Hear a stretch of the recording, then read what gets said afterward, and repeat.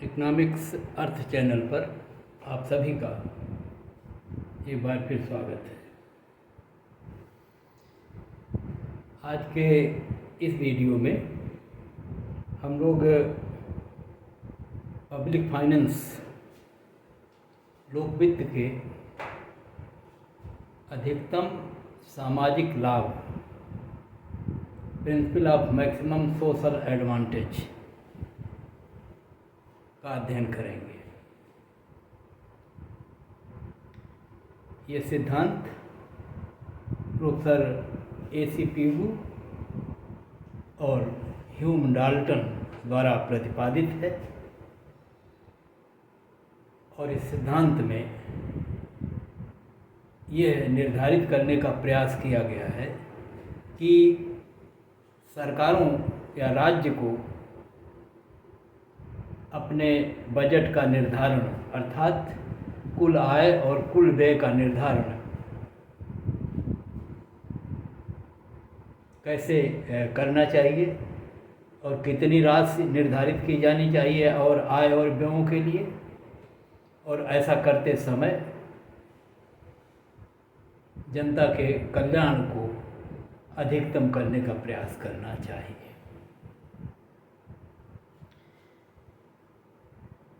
यहाँ हम आपको ध्यान दिला दें कि जो सरकार की क्रियाएं, आर्थिक क्रियाएं और जो लोक वित्त के माध्यम से होती है, सरकार के बजट के माध्यम से होती है, उसको 3 भागों में हम लोग विभाजित करके अध्ययन करते हैं। एक है एलोकेशन ब्रांच, विनिधान शाखा या आवंटन शाखा। दूसरी है डिस्ट्रीब्यूशन ब्रांच, वितरण की शाखा। और तीसरा है स्टेबलाइजेशन ब्रांच। एलोकेशन ब्रांच में हम ये देखने का प्रयास करते हैं कि जो संसाधन सरकार प्राप्त करती है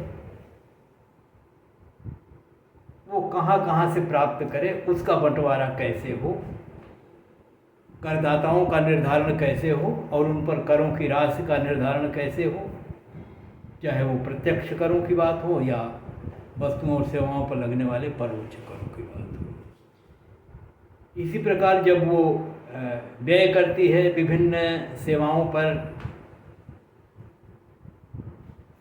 वैसी स्थिति में उसे ये तय करना होता है कि कुल व्यय का बंटवारा या आवंटन विभिन्न कार्यों पर जिसे वो संपादित करने वो सोचती है, उस पर कैसे और कितना किया जाए।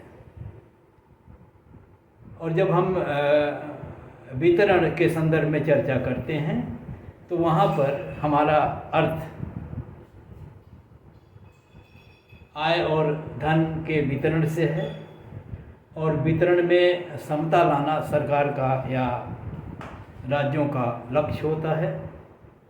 और इस दृष्टि से जो आय की असमानताएं हैं, उपभोग की असमानताएं हैं, उन्हें कम करने का प्रयास होता है। और इस रूप में जनता के कुल कल्याण को बढ़ाने के प्रयास में सरकारें जो हैं कार्य करती हैं, अपने व्ययों का निर्धारण विभिन्न उपयोगों पर इस रूप में करती हैं कि जनता को इसका अधिक से अधिक लाभ मिल सके।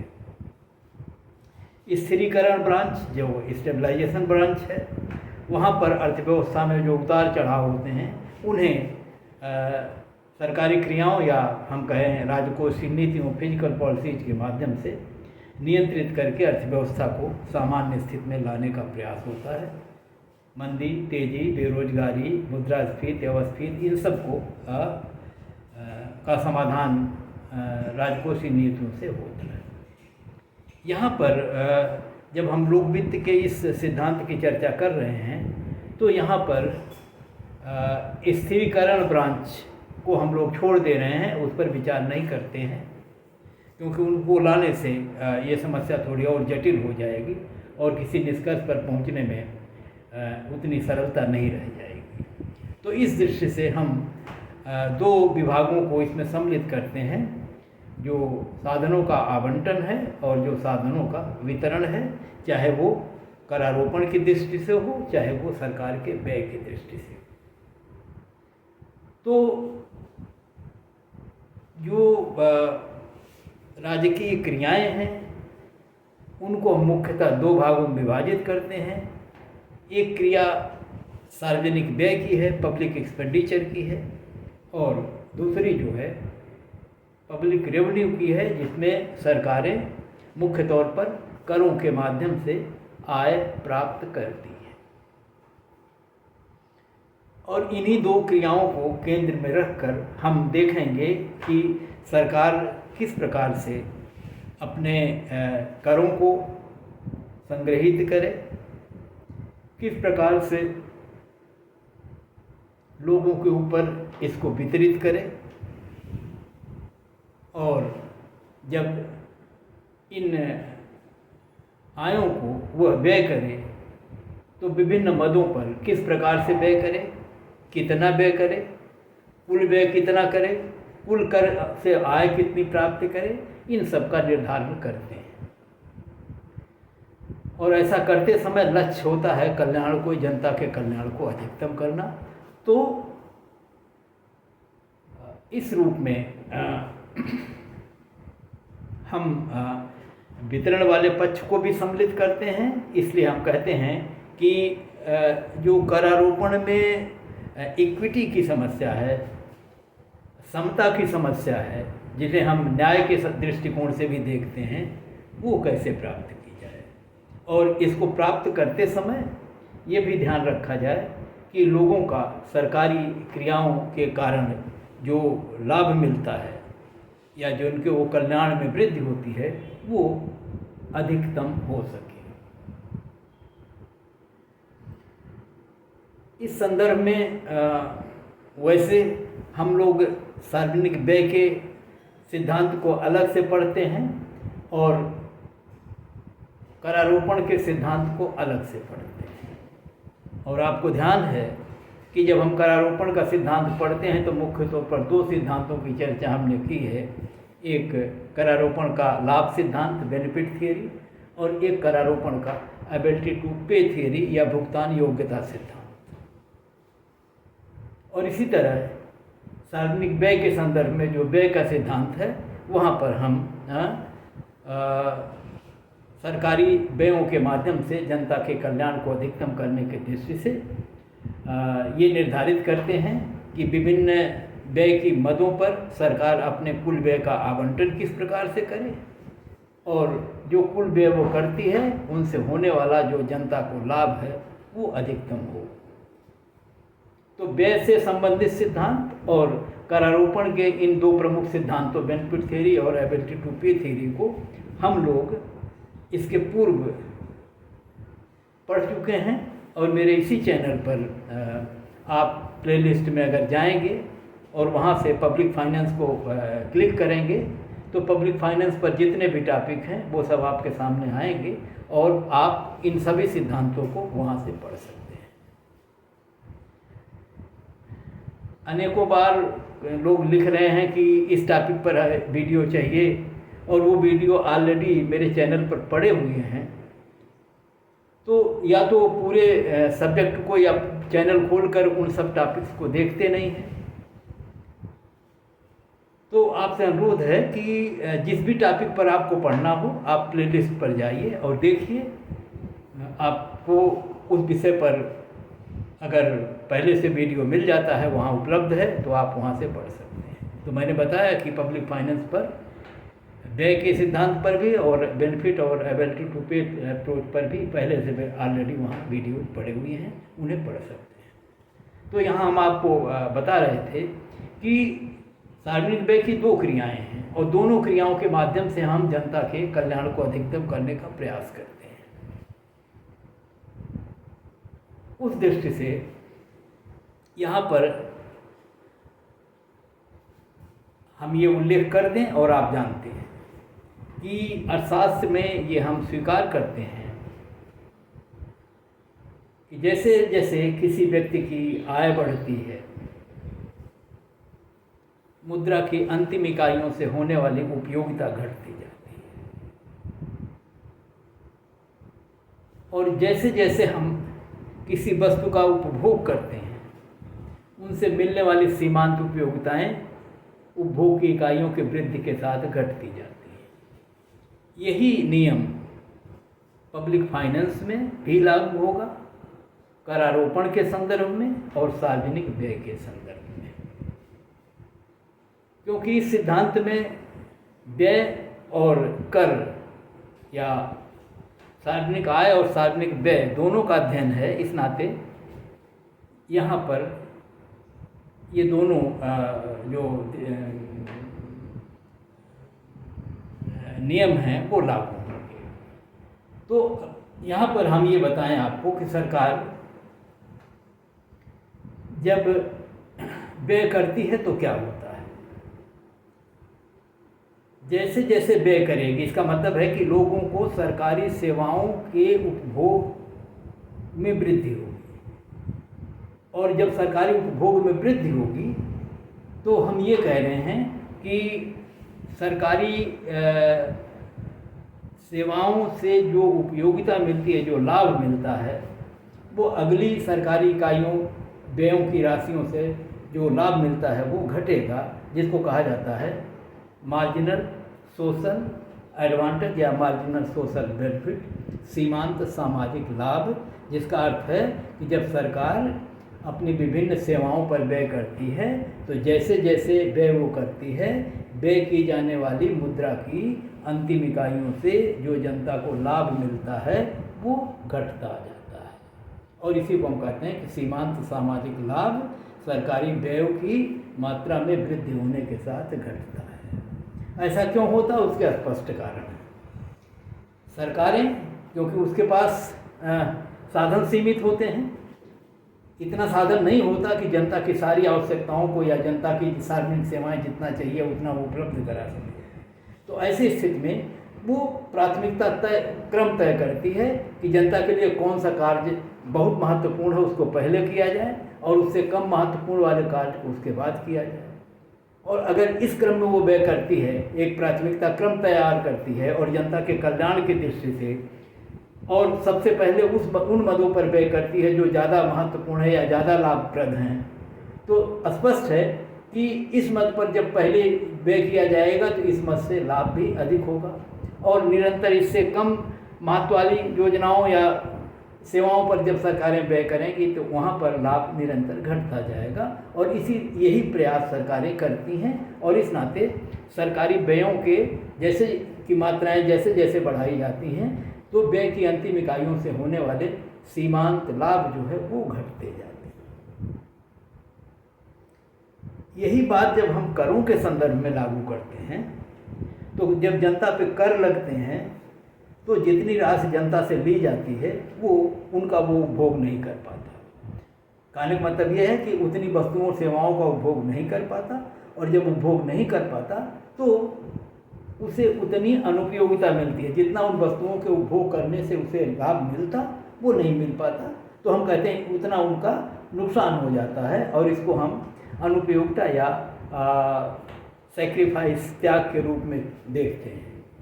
तो इस दृष्टि से पहले जब उसके ऊपर पहली इकाई कर की लगती है तो कुछ कष्ट होता है, और कष्ट का मतलब कष्ट तो होगा ही, क्योंकि वस्तुओं और सेवाओं से वो वंचित रह जाएगा।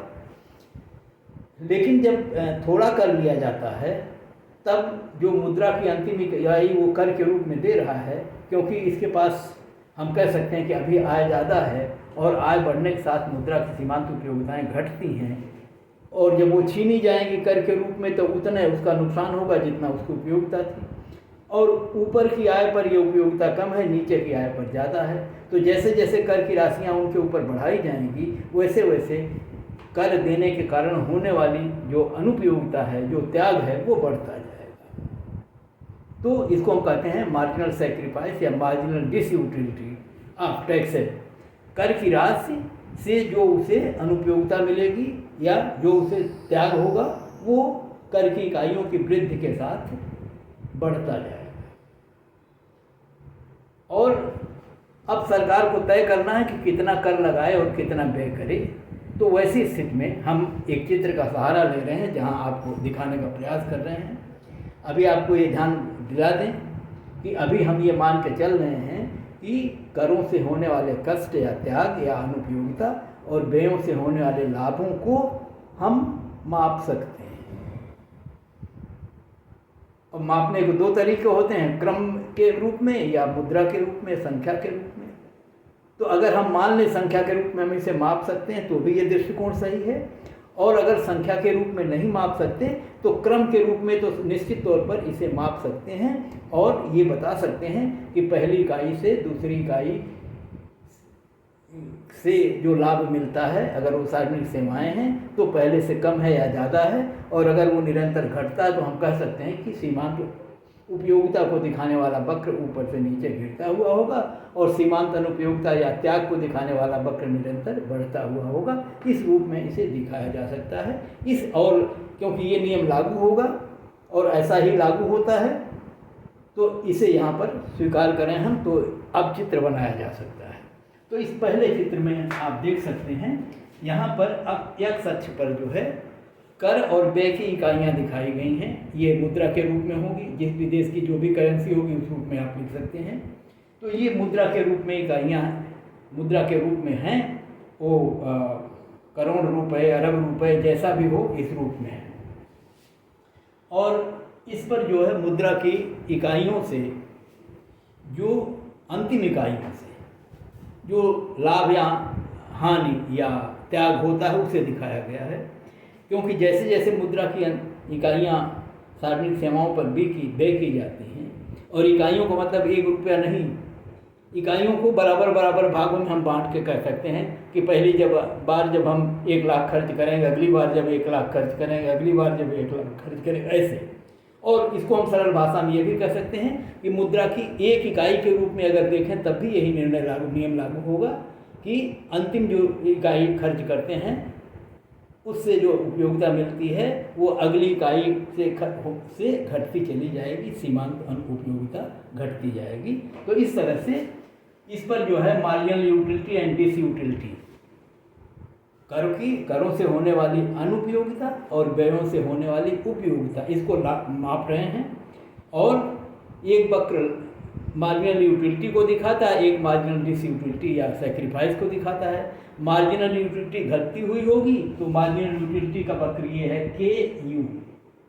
जैसे जैसे सार्वजनिक व्यय की इकाइयाँ बढ़ाई जाएंगी, अंतिम इकाइयों से व्यय की अंतिम इकाइयों से होने वाले उपयोगिता जो है या लाभ जो है या सीमांत लाभ जो है, मार्जिनल बेनिफिट या मार्जिनल एडवांटेज जो है वो घटता जाएगा।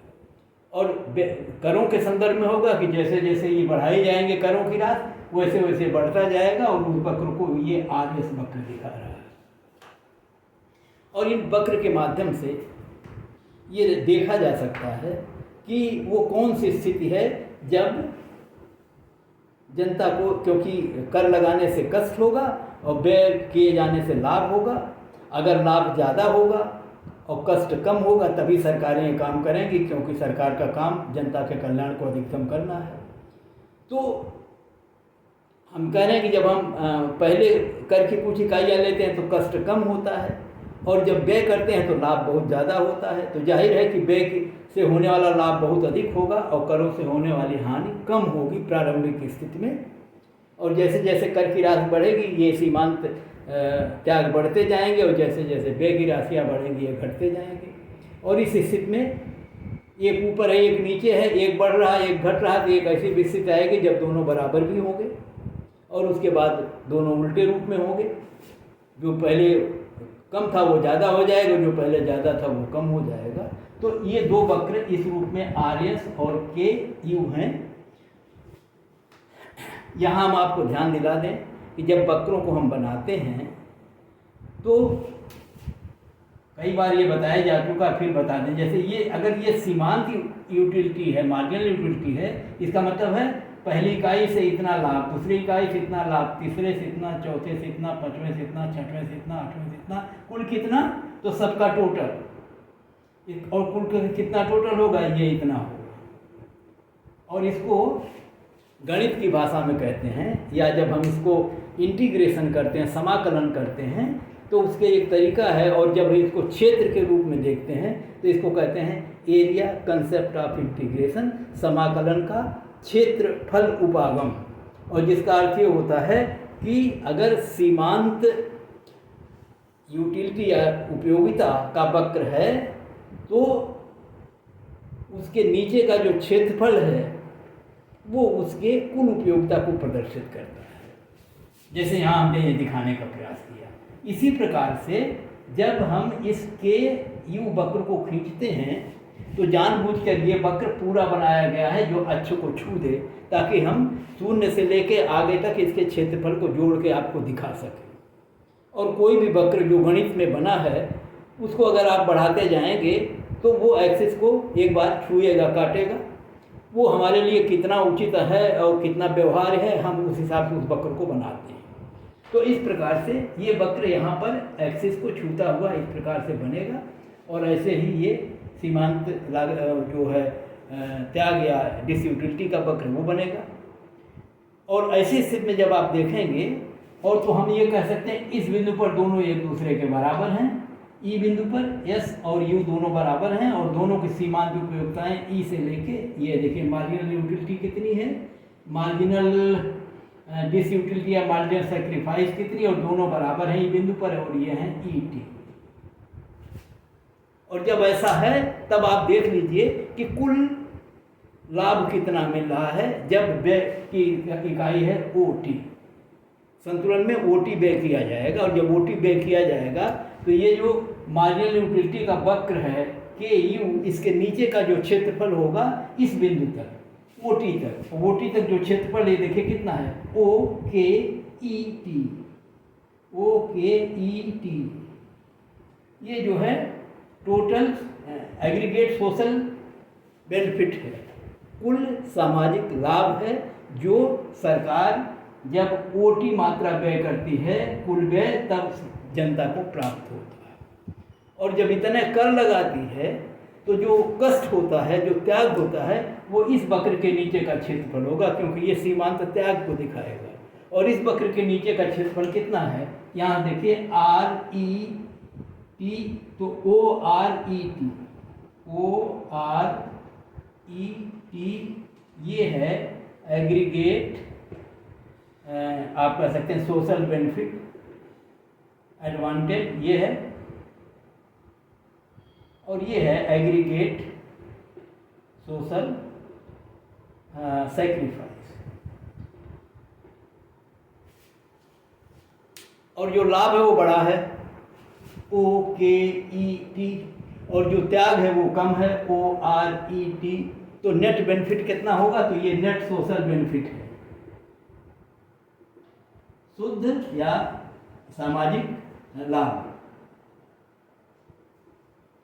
और हमने सीधे लिख दिया कितना, ओ के ई टी, इसमें से घटा दीजिए ओ आर ई टी, तो जो बचेगा ये बीच का क्षेत्रफल है आर के ई। ये है लाभ, कुल लाभ हमारे इस चित्र में जो सरकारी व्यय और करों की मात्रा जब ओ टी होगी, दोनों बराबर होगी, और दोनों इस स्थिति में जब दोनों करों से होने वाला सीमांत त्याग और व्यय से होने वाले सीमांत लाभ बराबर होंगे, तो कुल जो जनता के कल्याण होंगे, लाभ होगा, वो होगा हमारे इस चित्र के अनुसार आर के ई।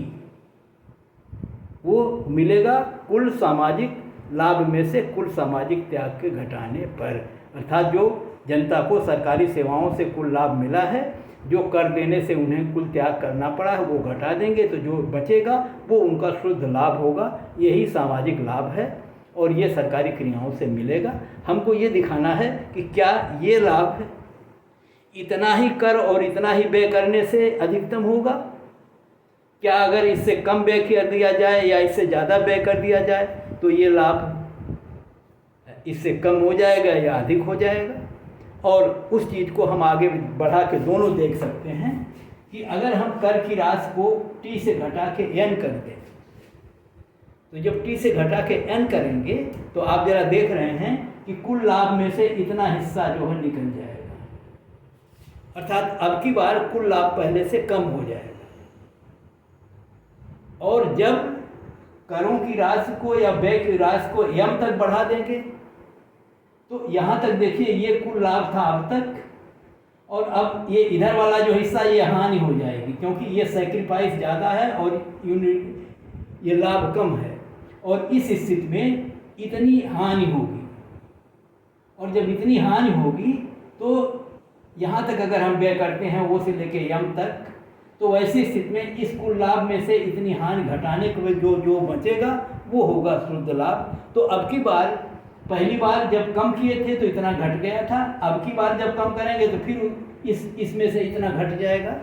अर्थात दोनों स्थितियों में जो कुल सामाजिक लाभ होगा, जिसे हम नेट सोशल एडवांटेज कह रहे हैं, निवल या विशुद्ध सामाजिक लाभ, वो घट जाएगा उस स्थिति में यदि हम करों और व्ययों की राशि को ओटी से कम करें या ओटी से ज़्यादा करें।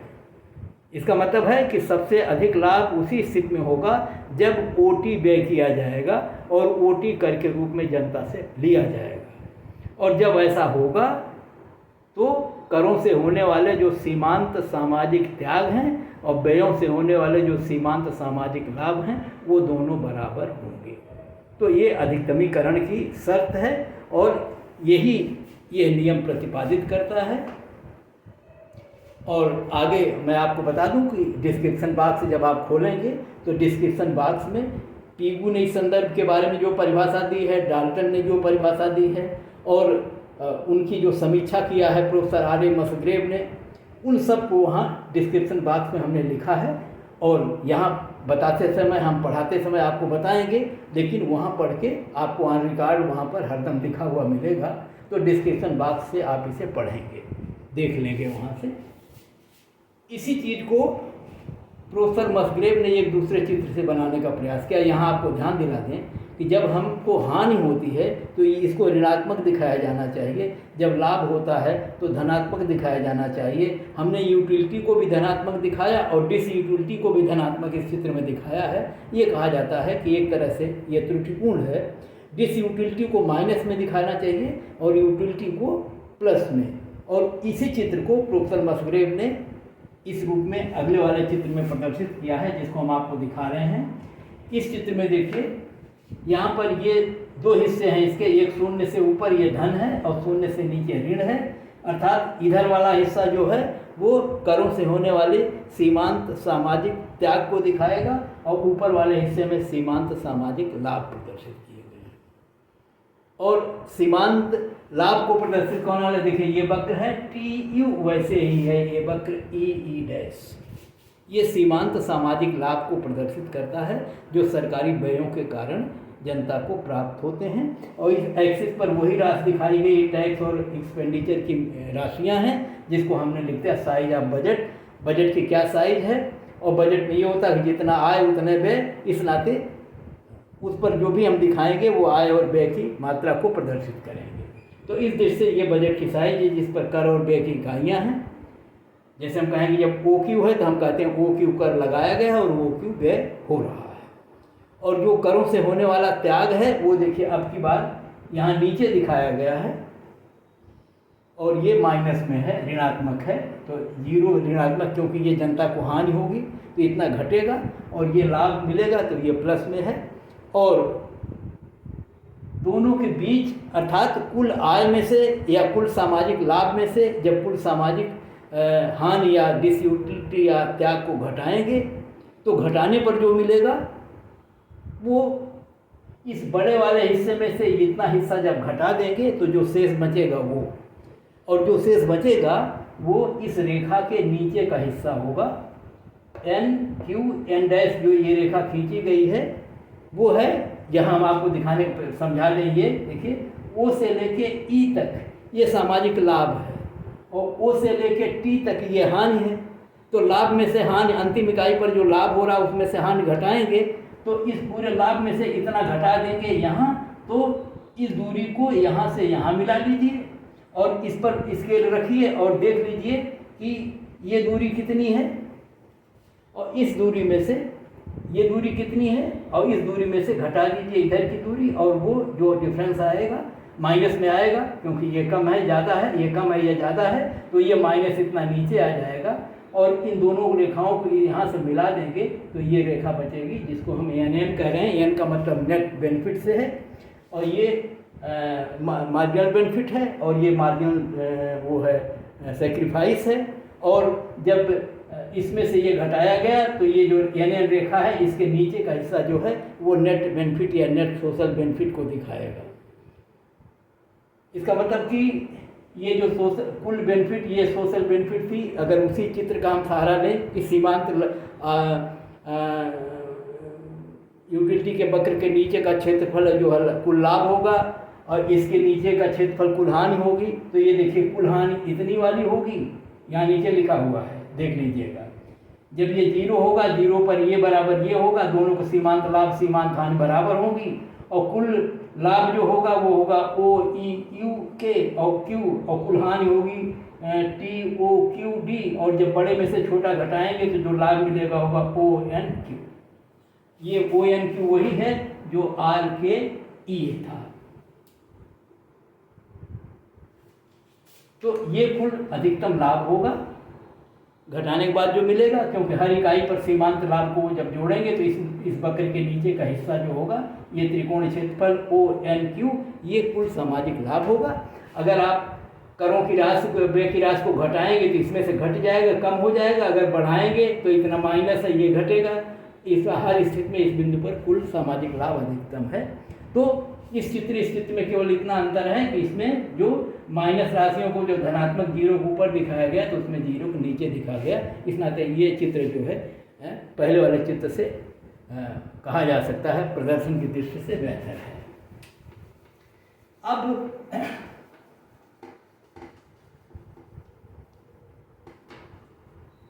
इन दोनों इस सिद्धांत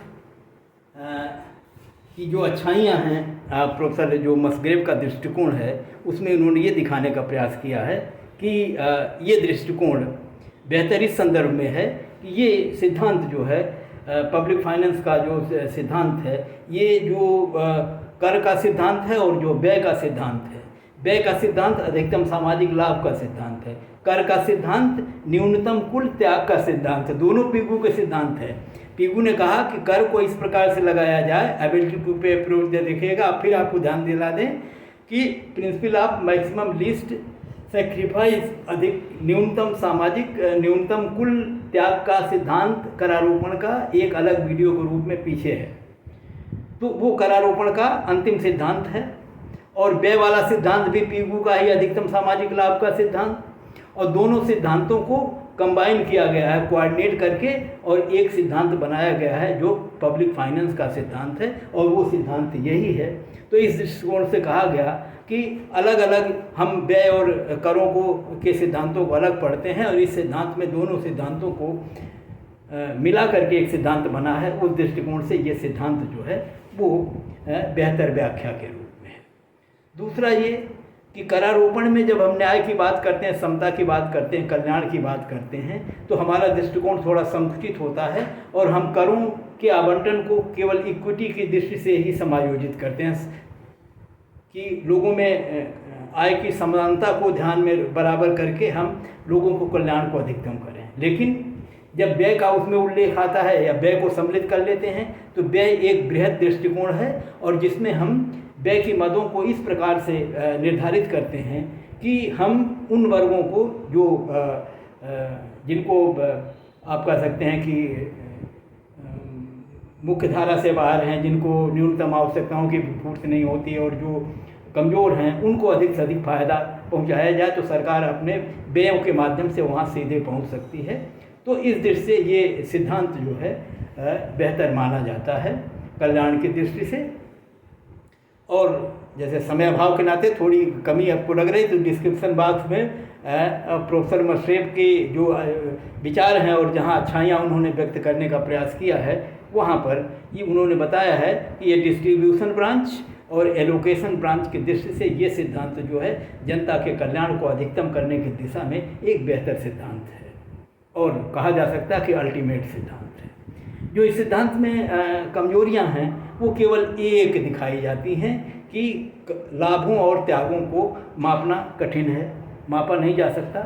और हम उपयोगिता अनुपयोगिता के बारे में बहुत पहले से जानते हैं कि यह वैयक्तिक दृष्टिकोण है, आत्मनिष्ठ दृष्टिकोण है, व्यक्त नहीं किया जा सकता, इस नाते भौतिक इकाइयों में मापा नहीं जा सकता जो कुछ भी हो। लेकिन उसका भी निराकरण अर्थशास्त्रियों ने कहा, और उन्होंने कहा कि ऐसे कई सारे वस्तुपरक आधार ढूंढे जा सकते हैं। अर्थात ये देख के कि लोगों के पास वस्तुओं के रूप में क्या क्या है, क्या क्या वो भोग करते हैं, अर्थव्यवस्था के उत्पादन में, अर्थव्यवस्था के आय के वितरण में किस तरह के परिवर्तन हुए हैं सरकारी क्रियाओं के माध्यम से, बजट के थ्रू, तो उनको देख के ये अंदाज़ा लगाया जा सकता है कि लोगों के कल्याण में वृद्धि हुई है, कितनी हुई है।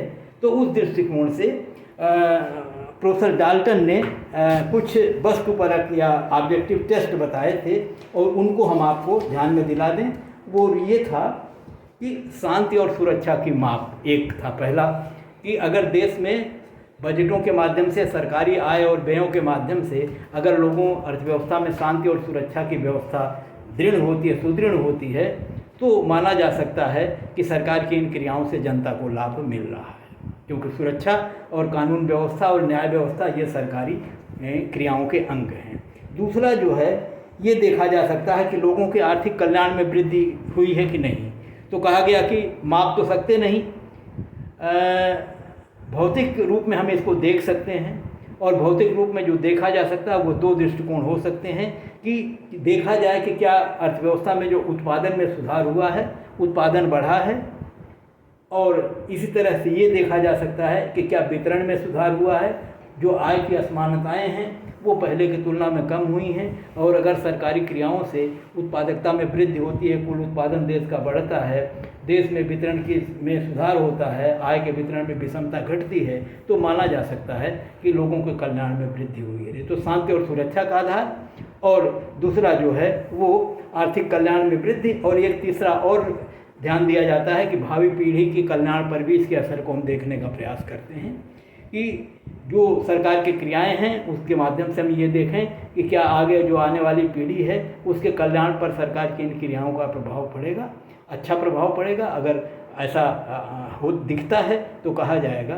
कि ये सिद्धांत जो है या सरकार की क्रियाएं जो अधिकतम कल्याण को बढ़ाने की दिशा में सही है। इसी तरह से मिसेस जॉन रॉबिन्सन हैं, उन्होंने दो दृष्टिकोण बताए थे और इन्हीं चीज़ों को दूसरे तरह से व्यक्त किया था, और वो ये कहा था कि ये देखा जा सकता है कि जो यूटिलिटी का स्तर है और जो उत्पादन का स्तर है वो ऑप्टिमम है कि नहीं, और इस दृष्टि से कि जनता को जो उपभोग का स्तर अच्छा हो जाए और उपयोगिता का स्तर अच्छा हो जाए, उत्पादन का स्तर अच्छा हो जाए। तो यहीं समाप्त करते हैं, शेष फिर बताते हैं।